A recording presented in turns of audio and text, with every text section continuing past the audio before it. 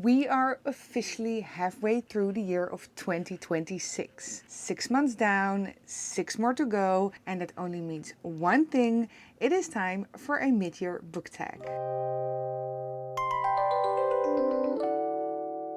Before we are going into all of the questions, I wanted to do a quick check-in because I have read 45 books so far this year. Compared to last year, I think I read 47 books in 2025. I have set my reading goal at 75 books this year and I am on track. I am even 9 books ahead on my reading goal, and every year I set a goal and I have never managed to achieve the goal, and that doesn't really matter. But this year I have the feeling that for the very first time I'm going to achieve reading 75 books. So I'm already taking this as a small mid-year win. Out of the 45 books I have read, only 5 books were a 5-star read for me. I think that also says something about how seriously I am about handing out these 5 stars. I do have a lot of 4.5 star reads. That means that there was always something missing to make it feel like a 5-star. So yes, I don't hand them out very easily. Alright, now it's time to go into the tags. I have gathered some questions from all around the internet. Full credit to all the original creators here. I will also put all of the questions in the description below, so feel free to use them and make your own version of the mid-year book tag. Let's go. First, the best book I have read so far in 2026. As I said before, there were only 5 books that I rated 5 stars, which are Project Hail Mary, The Nightingale, Japanese Gothic, The Butterfly Garden, and Tender is the Flesh. These were all very different books and I have rated them 5 stars, all because of different reasons. I rated Project Hail Mary 5 stars because of how much I loved the characters and how invested I was in their relationship. I loved The Butterfly Garden because of how unique this thriller was and how beauty came together with very horrific events. Then I loved Japanese Gothic because of how emotional it was and how immersive it was, while all existing besides very gore and horrific details. Then I loved The Nightingale by Kristen Hanna because of how devastatingly beautiful it was. This was about women during the Second World War. And then we have Tender is the Flesh. And Tender is the Flesh is a book I read back in January. I still think about this book almost every week. It is set in a dystopian world where people are no longer able to eat animal flesh. So instead of going vegetarian, society decides that it's now legal to eat human flesh. And then there is this entire industry developing around this phenomenon. And you know, honestly, in the world where we are living in right now, this dystopian story doesn't even feel that far away. And therefore this was a true and great speculative fiction. If I have to pick one out of these 5, then I would definitely choose Tender is the Flesh because after 6 months, I'm still thinking about this story. And the second question, the best sequel you have read so far. This one is a bit tricky because I haven't started a lot of sequels this year. I did start a lot of new series. I've read a lot of standalones. I did read 3 sequels in very different genres. The very first one was Brimstone, the sequel of Quicksilver, and honestly, I hated it. The pacing in this series is so off and I already didn't really like Quicksilver, and well, yeah, Brimstone also really wasn't it for me. Then I read another book in the Robert Hunter series. I believe this was book 3 or 4.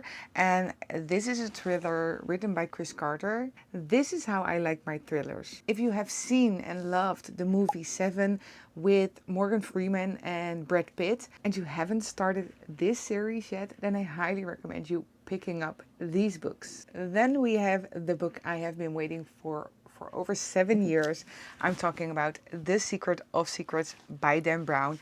This is the newest book in the Robert Langdon series, and Dan Brown is one of my go-to authors. So I was very excited when this book came out. It was really fun to return to the world of Robert Langdon, but one thing that I didn't really like about this book, or well, kind of disappointed me, is that it's always a lot about architecture, history, and mythology. But this book was way more about science, and therefore I missed the mythology and the puzzles Robert Langdon always has to solve. Therefore, I rated this book 4.5 stars and not the 5-star that I expected it to be. But I do think that this is the best sequel I read this year. There were actually two books that really disappointed me, and the first one is Daisy Jones and the Six, and the other one is The Caretaker. The Caretaker actually was kind of a great read. It was full of suspense and it was a very promising plot, but at the end of the story I was left staring at the wall. I felt like the story was building up, and then at the end it did not deliver. So this was only a 2-star read for me. But maybe Daisy Jones and the Six was even more of a disappointment. The format of the story is very unique because you are following along a band in a series of interviews, and then they will tell you about everything that they have been experiencing and everything that they have been through. And I was expecting a very rock and roll and high stakes story, but I found it very annoying that there was so much repetition throughout the different POVs. It was just a story about who slept with who cheated on who, and who was on drugs and who wasn't. And I hated it. I'm sorry, I hated it. A book that is on your TBR that you are desperate to read. So for my 26 in 2026 challenge, there are still 19 books on my TBR, but the one I'm most desperate for right now is Empire of the Vampire by J. Kristoff. This book has been on my TBR ever since I started BookTag back in 2021, and I do want to read this because it's about vampires and there is this amazing art in here, and I really don't know why I keep putting this off, but this year this is going to happen. The most anticipated release for 2026. I think this is going to be a collective book community answer because I am very excited for the ACOTAR 6 book coming out in the end of October. I have already read the full ACOTAR series and two of the books are genuine one of my favorites, which are A Court of Mist and Fury and A Court of Silver Flames. I do see a pattern on which books I love the most because these evolve the most around the relationship between two characters, and I really hope that ACOTAR 6 is going to be about Elaine and Lucien. I believe that that story has the potential to become my favorite. The biggest surprise of 2026 is a book I haven't been talking about a lot, but I genuinely loved this story. I'm talking about On Earth as It Is Beneath. This is a very tiny book. It's only 100 pages long, and this was actually shortlisted on the International Booker Prize list, and I just love how everything in this story circles back around on itself. It just feels very intentional and very clever. And this story is about a remote prison, and it's actually so isolated that it becomes a community on itself. And this also raises the question, who is the prisoner here? Then this prison is run by this crazy warden who just comes up with his own rules. Every full moon he releases some of the prisoners and gives them the chance to escape, but only if they can survive the purge of the warden himself. This story also makes you question your own complicity as a reader, and I highly recommend this teeny tiny book. Question number 7, a book that genuinely made me happy. That has to be Remarkably Bright Creatures. I only just finished this book last month.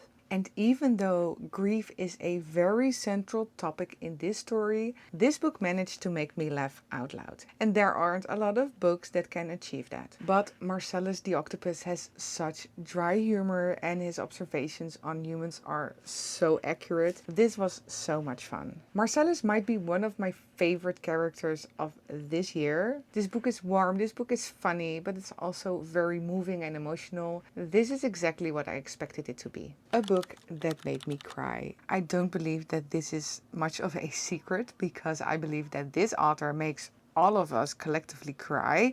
I'm talking about Kristen Hanna, The Nightingale, made me cry my eyes out. This was my second Kristen Hanna book, and this book develops a little bit slower than the book I previously read, The Woman. The slower pace also actually made me more invested into the characters, and that is also the reason why I cried so hard at the end of this story. This was the perfect historical fiction, and I can't wait to read more of Kristen Hanna's books. My favorite new to me author that I have discovered this year, that has to be Andy Weir, and I specifically picked up this book because I wanted to read more sci-fi this year, and I did not expect to love Project Hail Mary as much as I did. I didn't expect to be that emotionally connected to the characters. I didn't expect this to be so funny. I have already seen the movie adaptation of The Martian, but I'm really planning on also picking up the book because I've also seen the movie of Project Hail Mary, and I loved the movie, I loved the book, but I also thought that they were really different. They were very good in their own way, and that's exactly what I also expect from The Martian. So yeah, very excited to read more of this author. The most beautiful book cover of a book I've read this year, then I would say Japanese Gothic. This is a cover that would make me stop in a bookstore. I feel like this cover immediately tells you what the vibe is of this story. Then I also wanted to mention the cover of The Vegetarian. I think this is a beautiful and unique cover. And this time it's not a beautiful romantasy cover, because I also feel like a lot of fantasy and romantasy books have a very similar feeling to them, and this just feels distinct and unique. A book I have been keeping off, and maybe I was right to wait with this one. I'm talking about Mile High by Liz Tomfordy, and the very first reason why I've been putting this off is I'm not much of a romance reader, and the second is this is really hyped up on BookTok. And unfortunately, this book let me down. I was very excited to start this book, but I was also very cautious. I expected a sports romance with actual sports.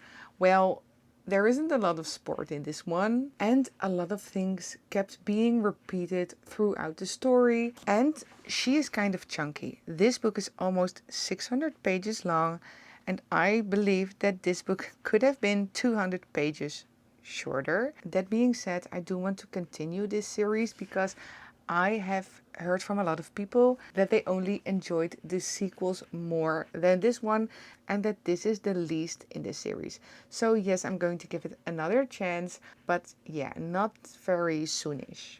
A book I would recommend to someone who says they don't have time to read, then I would say The Section of a Murder, because the thriller genre does something other genres don't. It makes you physically unable to put down the book because you really want to know what happened. You keep on turning the pages to unfold this mystery. This was very clever, very smart, and a very bingeable legal thriller. So if you're someone who says you don't have the time to read, pick up this book and it will make you turn the pages. I highly recommend. Then the last question, if I could reread a book for the very first time again, which one would it be? And I actually talked about this yesterday with someone, because this is going to be Direbound by Sable Sorensen. This book is being compared to Fort Wing by everyone. That got stuck in my head. So while reading this, I was constantly comparing the story to Fort Wing, and therefore I could not enjoy the story to its fullest. So if I would be able to reread a book for the first time, it would be this, and I would forget all about Fort Wing. I did hear that the second book, Furybound, is way less related to Fort Wing. I'm very excited to go into that one and also stop reflecting on this other story, because this story did deserve a read on its own terms, and I didn't fully give it that opportunity. So these were all of the questions for my mid-year book tag for 2026. As I said, you can find all of the questions in the description below, and I will see you in the next video.